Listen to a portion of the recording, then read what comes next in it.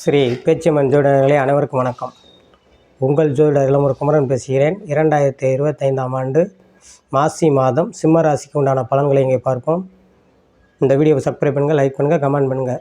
சிம்ம ராசி நேயர்களே, மாசி மாதம் ராசிநாதன் சூரியன் 7ல் இருப்பது, சனியோடு சேர்ந்து இருப்பதும், அரசு துறை காரியங்களில் இருப்பவர்கள் புறமே, அரசு வேலையில் உள்ளவர்கள் புறமே கொஞ்சம் சற்று கவனமாக இருக்க வேண்டும். ஏன்னா ராசியாதிபதி சூரியன் அங்கே சேர்ந்திருப்பது அவ்வளோ சிறப்பல்ல.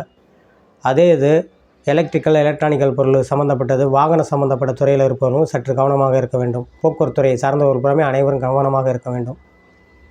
அரசு காரியங்கள், அரசு வேலையில் உள்ளவர்கள், மெயினாக காவல்துறை, மிலிட்டரி, இந்த மாதிரி இராணுவம் போன்ற துறையில் உள்ளவர்கள் புறமே சற்று எல்லா அதிகாரிகளையும் அனுசரித்து செல்வது நல்லது. மற்றபடி ஓன் பிஸ்னஸ் பண்ணவங்களுக்கு புறமே 10ஆம் இடத்தில் குரு இருந்து 4ஆம் இடத்தை பார்ப்பது, 10 குடையவனும் சுக்கிரன் உச்சமிட்டிருப்பது தொழிலில் நல்ல எதிர்பாராத தனலாபத்தை ஏற்படுத்தும்.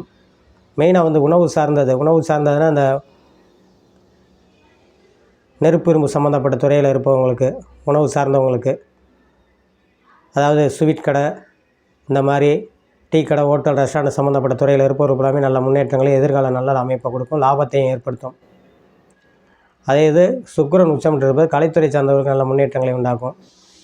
செவ்வாய் உங்களுக்கு 11ல் இருப்பது சந்திரமங்கலத்தை ஏற்படுத்துவது, உங்களுக்கு கட்டிட சம்மந்தப்பட்ட துறையில் இருப்பவங்களுக்கு, ரியல் எஸ்டேட் சம்மந்தப்பட்ட துறைகளுக்கும் நல்ல முன்னேற்றங்களை உண்டாக்கும்.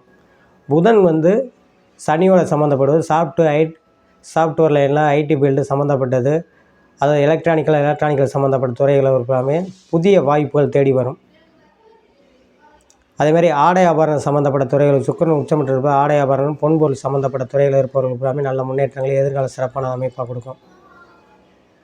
2ல் கேது இருப்பது, குரு பார்ப்பது, ஆன்மீக தெய்வ வழிபாடுகள், வெகு தூரம் சென்று வழிபடுவதற்குண்டான வாய்ப்பை ஏற்படுத்தும்.